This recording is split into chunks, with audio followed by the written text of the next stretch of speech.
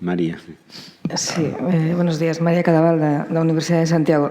En primeiro lugar, quixera felicitar os poñentes porque, efectivamente, non eses 4 problemas principais que foron diagnosticados dentro do sistema de financiamento autonómico son compartidos, coido que por todos. Problemas de suficiencia, nivelación, autonomía, responsabilidade, ademais dos aspectos institucionais, coido que ninguén pode poñer un pero a esta diagnose que se ven de facer.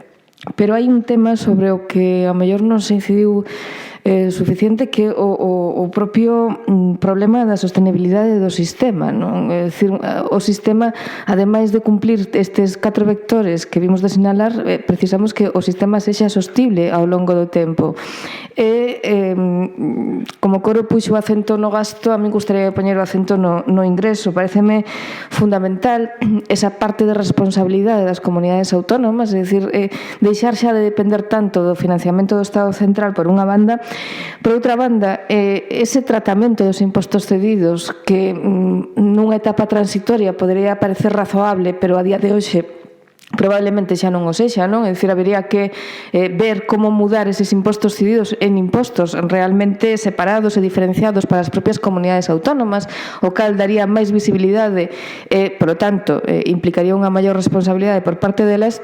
E despois hai un aspecto fundamental, é dicir, unha cousa é o sistema de financiamento que se aproba, o sistema de financiamento que sai adiante, e despois outra ben distinta son os axustes ad hoc que se van facendo de xeito bilateral entre cada unha das comunidades autónomas e o goberno central, non?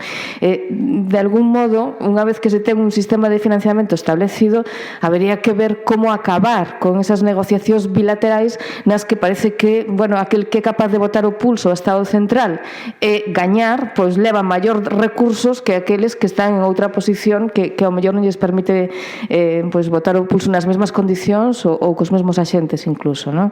Entonces, bueno, esa reflexión coido que poderíamos facelo, ou que non sei se tendes algo que dicir aqueles que a lo menos levades dándolle voltas ao tema unha temporada. Grazas.